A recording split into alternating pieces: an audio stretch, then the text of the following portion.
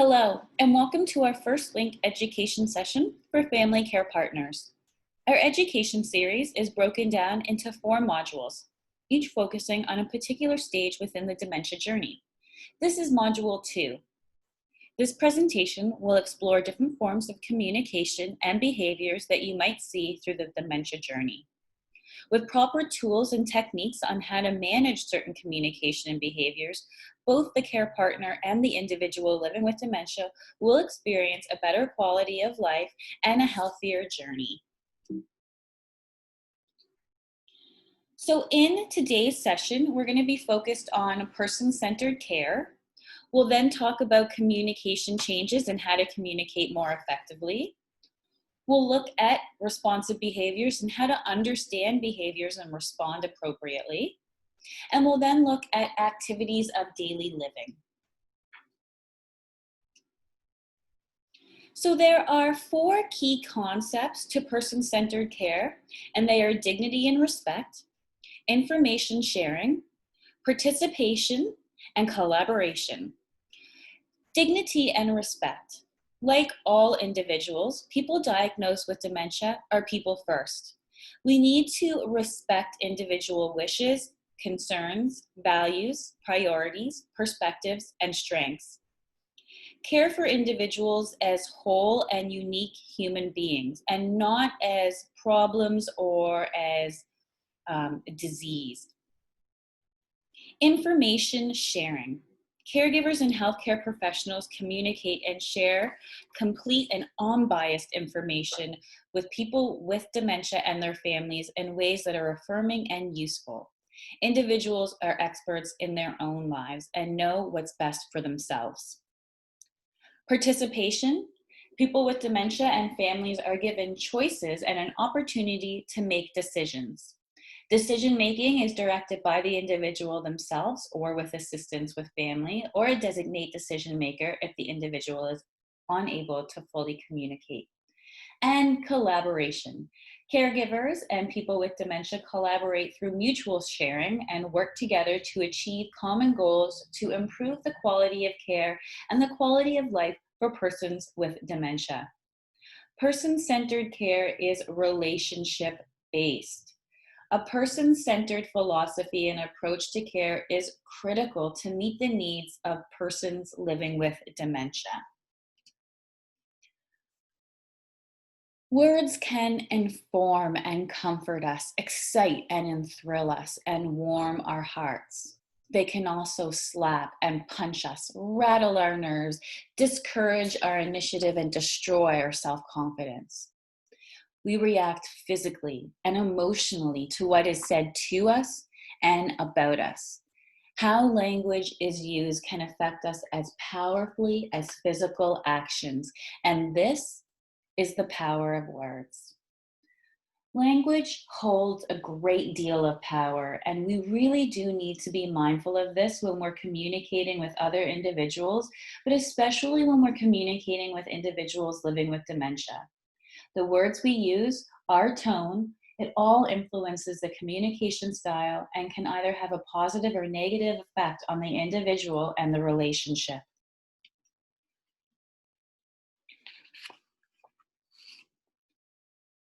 So on the slide, you can see some language that's commonly used to describe an individual who is demonstrating what we call responsive behaviors. The issue with this is the language suggests that the behavior is a result of a problem with the person. The focus is on the problem and not the person, and this is not with keeping with person-centered language. Responsive behavior is a term that can be used instead, but it's also important that we describe the responsive behavior and that we're being specific.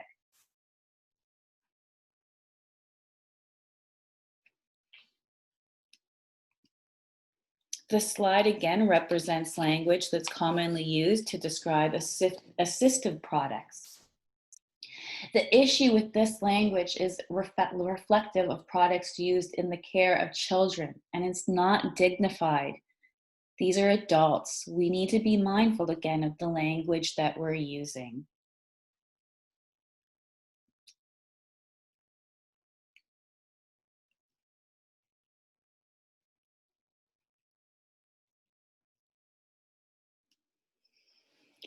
Dementia has a profound effect on language as the disease progresses. Difficulty with language association with dementia is called aphasia. The person with dementia may have difficulty with the following: finding words, accessing memory, paying attention, putting words and ideas into writing, using judgment, following social conversations, organizing information and thought processes, using speech, and understanding what is being said.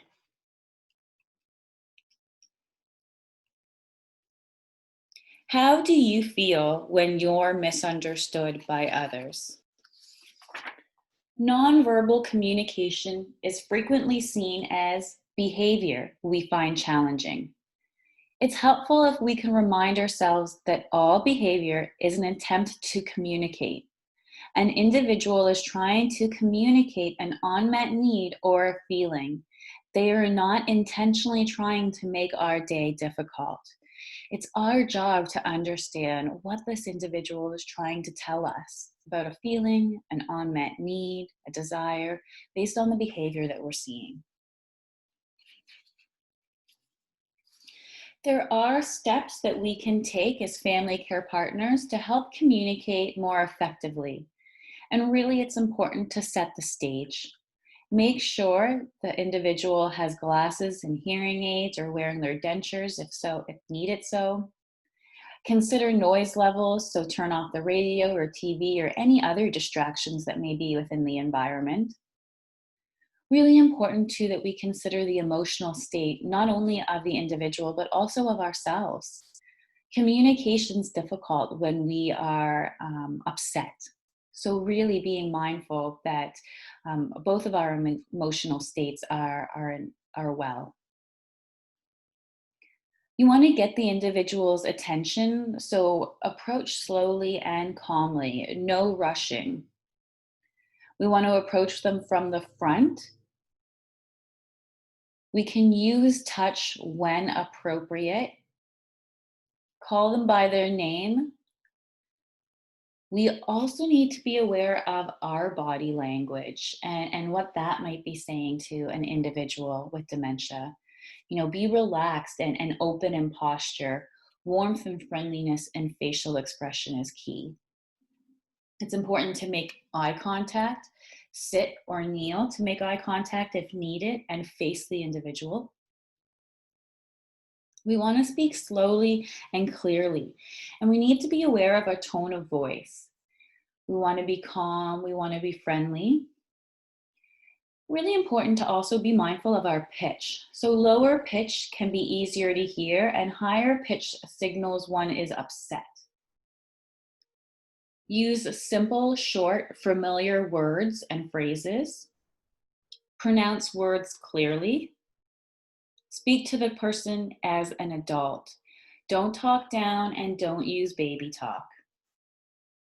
Use gestures to demonstrate ideas or to point in a direction. Use humor if appropriate, and be positive and reassuring.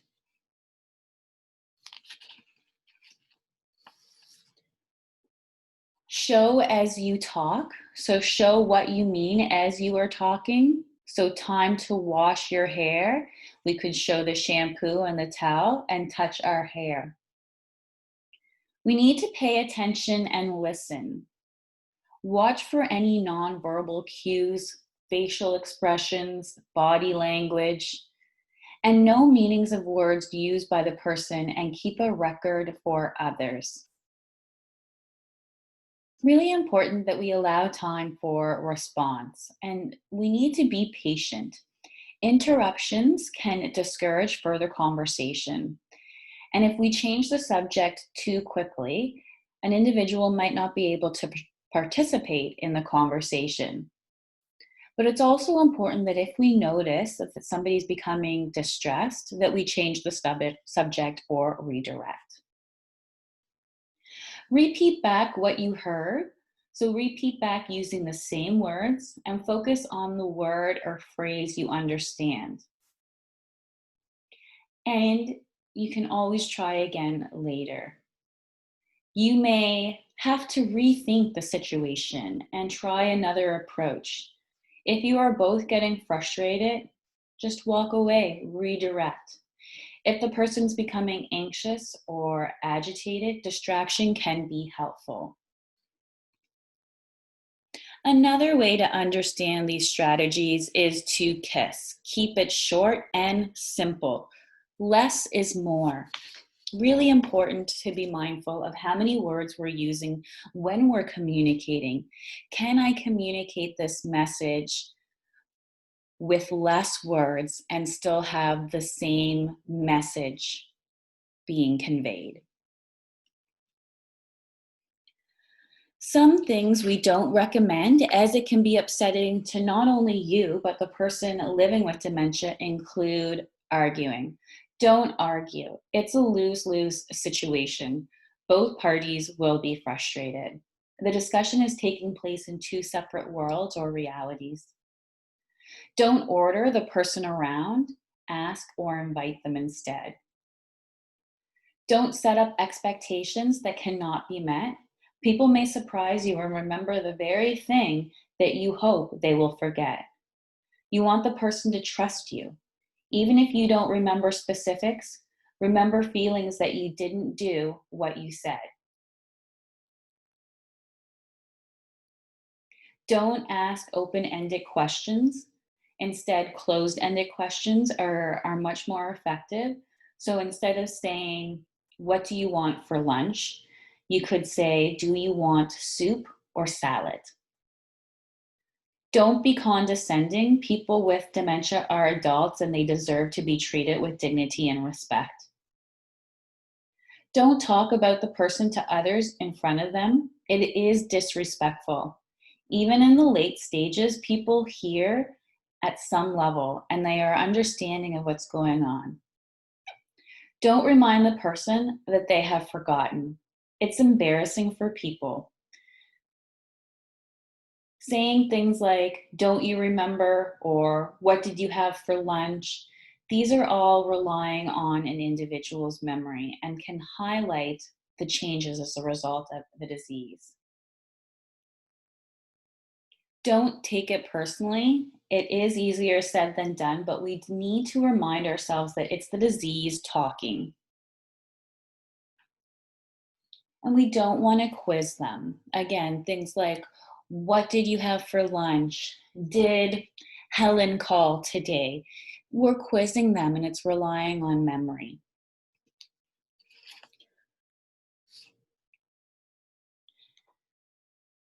To understand responsive behaviors, it is important to remember that within the context of dementia, it's an attempt to communicate. It's also important to remember that while some behaviors are very common across Alzheimer's disease and dementia, not everyone experiences them, and if they do experience them, how they experience the behavior is specific to the individual. Fortunately, behaviors can be influenced and modified, but it's not easy. Think about how hard it is to get somebody without any cognitive impairment to change their behavior. For someone with dementia, extra effort is required. The key to managing these responsive behaviors is to remember the ABCs of behavior and to break the behavior into its individual components or pieces. Some behaviors are harmless and don't require our response. There are, however, some behaviors that do require a response from us, and it typically is a result of potential safety issues that could arise. So things like resisting, restlessness, wandering. And wandering can be done safely if it's in a safe environment. Repeated actions or questions, accusations, suspiciousness, paranoia, sexual expression, anxiety, fear, anger, hallucinations, and agitation.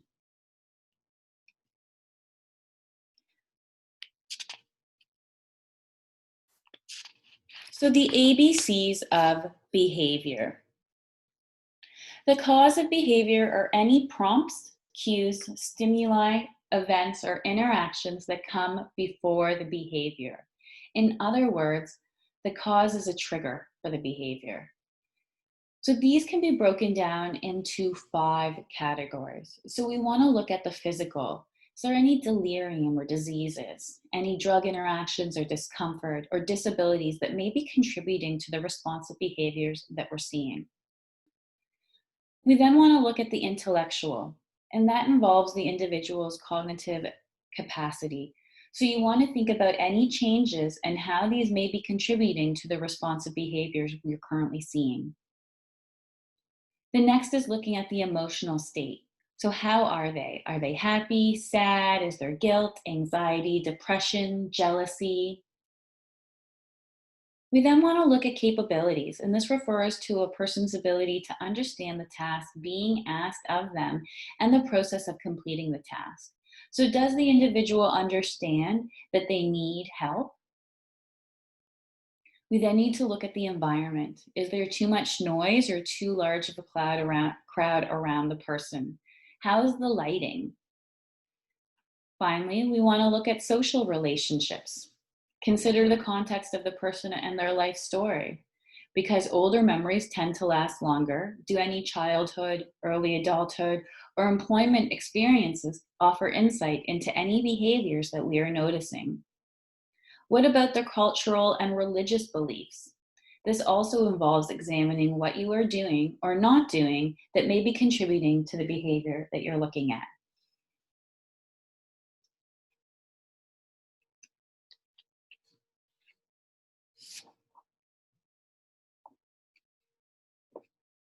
When describing behavior, it should be something that you can see or observe and describe clearly. And this goes back to using person-centered language. So for example, anger is a label that can be used to describe a range of different behaviors, including yelling, hitting, swearing. So in describing a responsive behavior, it is more helpful to think about it in terms of a specific action that can be modified. So for example, rather than saying the person is angry, it is much more constructive to say the person starts to yell when asked to undress. This labels the specific behavior and identifies the trigger for the behavior. The consequences of the behavior is observably what happens after the behavior has occurred. Consequences can either increase or decrease the likelihood of behavior occurring again. These consequences can be things that we deliberately put in place as a response to a behavior, or they can be naturally occurring consequences within the environment that may influence the frequency of the behavior. The key is to identify the antecedents, the behavior, and this can be done through the pieces framework.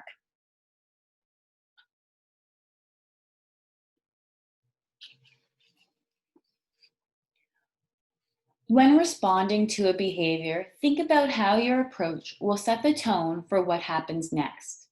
Try to incorporate the good communication strategies we talked about earlier in the presentation.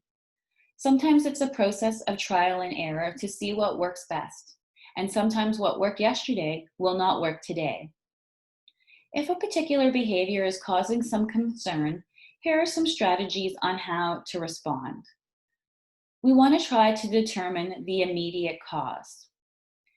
It's important not to apply logic or reason, and really we want to focus on the feelings. Really important to not get angry or upset because then it's the mirror approach. You get what you give. Make a shift in their focus. So turn the nervous energy into sweeping the floor or raking the leaves. So redirect to something else. And write it down.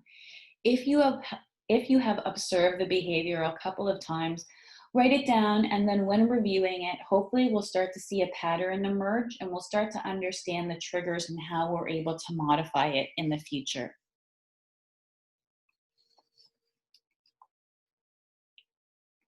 So now let's turn our focus to the ways that we can support the person living with dementia with their daily activities. If you are interested in more detailed information about any of the activities of daily living above, we have information booklets available online and at our office.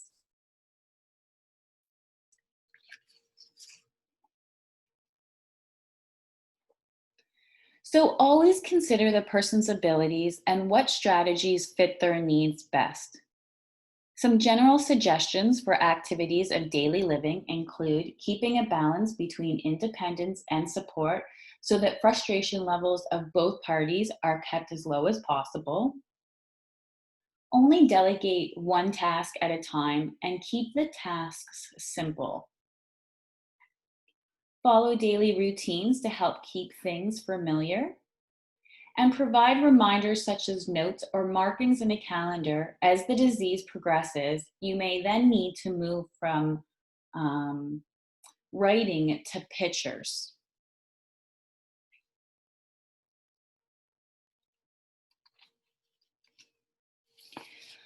So, what we might consider a simple task may actually be very complex with multiple steps. As you can see from the visual on the screen, brushing our teeth has several steps. And this can cause confusion for a person living with dementia as they may not know what step comes first. This does not mean, however, that they are not able to complete the task if we provide the cues that they need. Having the steps of a task written out can help an individual living with dementia complete the task independently and increase competence.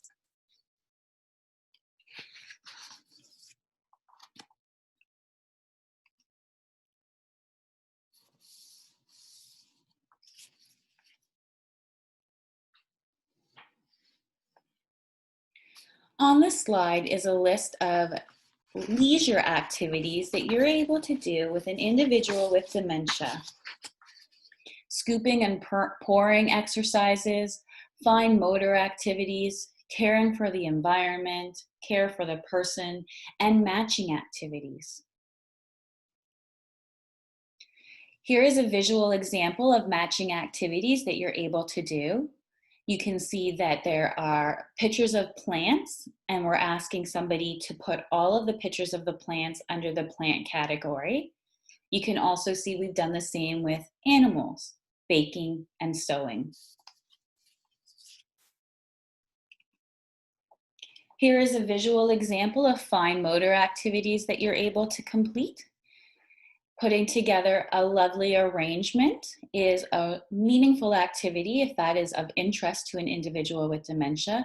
And what's wonderful about this is they can put this arrangement together and we can easily take it apart and have them redo it at another time. This way, activities can be done over and over again. We can add different flowers so that it looks different. It can even be seasonal.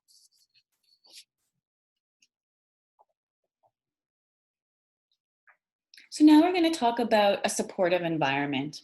We need to have a supportive environment to have optimal engagement and help reduce the possibility of responsive behaviors. In order to create a supportive environment, we need to ensure these features are included. So it needs to be friendly and familiar. So having photographs or artifacts around the room that are meaningful and familiar to an individual can be comforting and reassuring. And it has to be functional and forgiving. So bring in adaptive devices for them to complete tasks independently. There's things like clocks with time of day written on them. There's picture phones, colorful toothbrushes, large print signs. If ever you need help identifying some assistive products, please don't hesitate to give us a call. Ensure the space is forgiving if the person living with dementia does make a mistake as a result of the disease. A supportive environment will help with visiting, reduce responsive behaviors, assist with communication, and increase overall quality of life.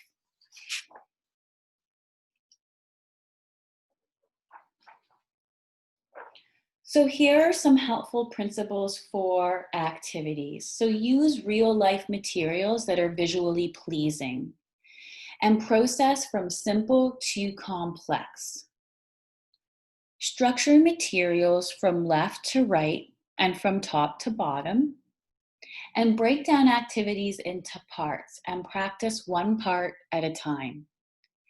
Use as little vocalization as possible when demonstrating activities. And keep in mind that there are no mistakes. It's all about having fun and enjoying ourselves. So on the slide are some tips for meaningful visits. It's really helpful to find the best time of day to visit. When is the person with dementia at their best? It's really helpful to call them by name and to also identify who we are. So saying things like, "Hi, Papa, it's Laura. How are you today?" We want to reduce background noises to reduce any distractions.